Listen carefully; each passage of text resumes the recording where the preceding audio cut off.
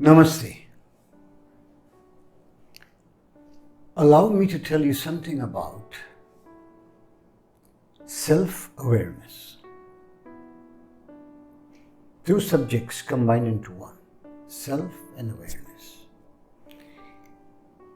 If you ask a science-based person, he or she would probably say,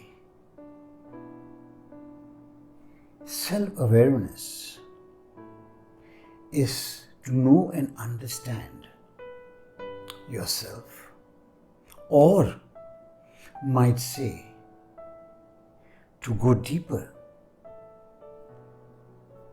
into your inner self, your thoughts and your mind, to understand again yourself. Meaning, in the science world, you are mainly concentrated upon the psychological self, whereas the subject of spiritualism differs. It does not agree to it. It says even when your mind is awake and alive, you are asleep. You're asleep. So, let's start and see as to what is the difference between the explanation from the science world and the spiritual world. Long ago, there was this French philosopher, René Descartes, who made a very famous prophecy called, I think, therefore I am. Meaning he claimed that I am my thoughts. Whereas spiritually, it's just the reverse. It says, I am, therefore I think. Not the other way around. I think, therefore I am. No, I am, therefore there is the presence of thoughts. If I was not there, the thoughts would not be there. The thoughts would not be there. So now these are very two contradictory statements as to what it is. Now, we all know that we comprise of the body, mind, and there's a third quotient, which we say so, but we don't seem to understand. Body, mind, and soul, or the spirit. Body, mind. Body gives you that physical self. Mind gives you that thinking self, that psychological self. But the spirit gives you that spiritual self. And it is said that you're a spiritual being going through a human experience. And that is what we are about to discuss now. A spiritual being going through a human experience. That is why the soul is the most important. It's also called as the witnessing self, the pure consciousness, the Atman, the divine. So, these three are there. The body and mind, as we know, are temporary. They come and they go. And the body and mind, we should also understand that they are mechanical. Without the conscious principle, without your being conscious of what you have perceived through your mechanical eyes, through the retina when the images enter, and those signals are converted into information through the neural pathways by the flowing of the neurons.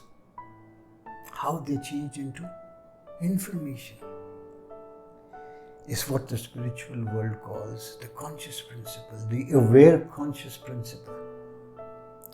from which arose the dictum of Tattvam Asi in the subject of Vedas. By the Hindus, as they called it, Vedas is knowledge. The teachings, the philosophy behind Upanishads. And it is the conscious principle which makes your mind. It's that wakefulness. Yes, in deep sleep, the conscious is not there. The consciousness is not there. But in dream sleep as well as when you are awake. Without your consciousness, you cannot perceive anything. Agreed. Once you have become conscious, then the subconscious mind takes over. The lower, subconscious means lower than the conscious. It takes over. Like when you have learned, say, driving, walking, any game, any distance which you're conscious when the first time you're going, and if you're repeatedly going, then your subconscious mind takes over through its memory and intellect and its intelligence. You don't have to be conscious again and again for the same repetitive process. Consciousness is conscious, subconscious and unconscious. So when it becomes subconscious, it unconsciously relies upon its past awareness and goes into auto mode. So what happens? The aware conscious principle. The spirit is the awareness, the cosmic energy, the universal energy which is embedded in the soul.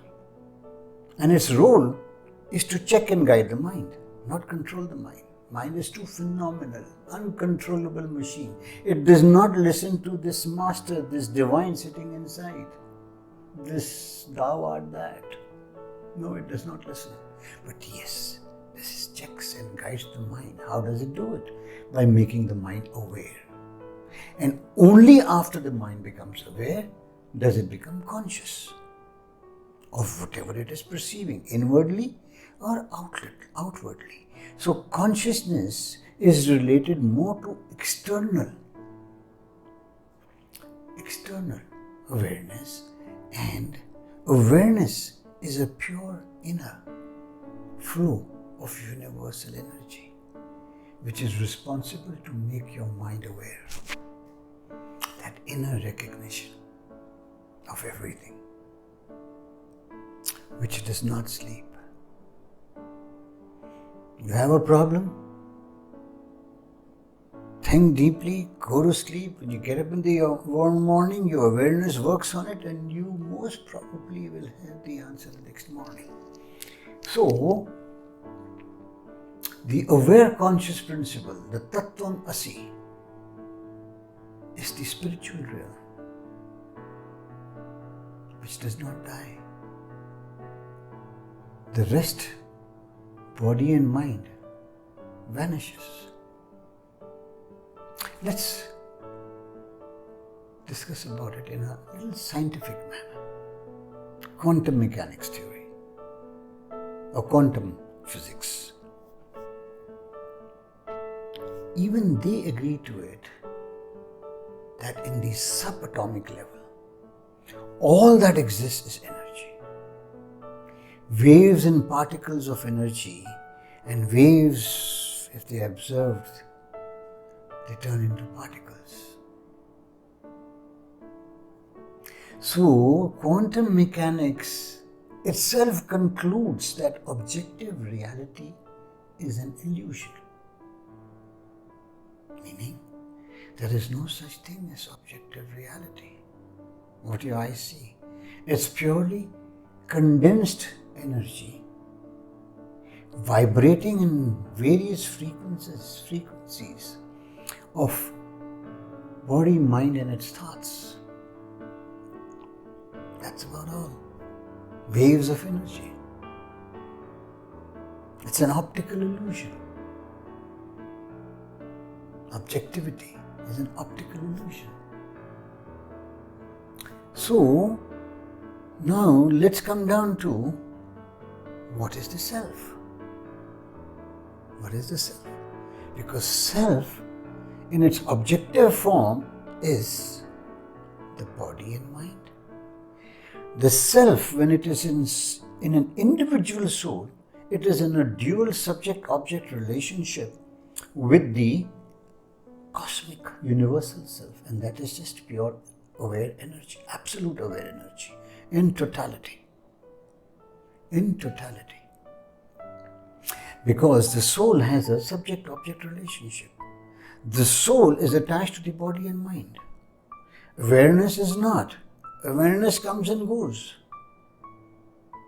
And if it remains as past awareness on which consciousness functions upon, it's called the memory. The rememberer of its awareness. That's what the mind is all about. I can remember my name. I can remember my gender through my memory, through my past distinct awareness of everything as to who's what or what is what. So, in the subject of spiritualism, who you are is not body and mind, that is yours. Who you are is the subject, and that is awareness, aware energy. When it gets embedded into the mind, the intensity of aware energy in that particular individual is referred to as awareness with the suffix of NESS attached to aware. So, this awareness is responsible to make the mind aware and conscious. Who we are. It is the context, the quality, and the subject of who we are. And what we are is the mind, body, and consciousness in quantum, in content, as to what we project ourselves in the form of an individual through our consciousness, which is our individuality. So the subject of spiritualism came out with this prophecy that the realization of the self is to realize that there is no self.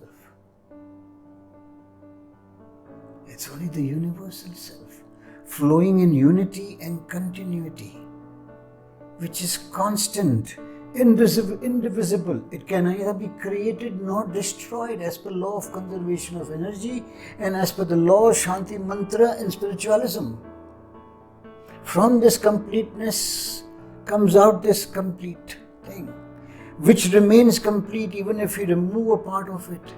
It is in unity and continuity as one flow of energy which has the ability to change, the power to expand, evolve, transform and go back into that nothingness of this universe referred to as Shunya.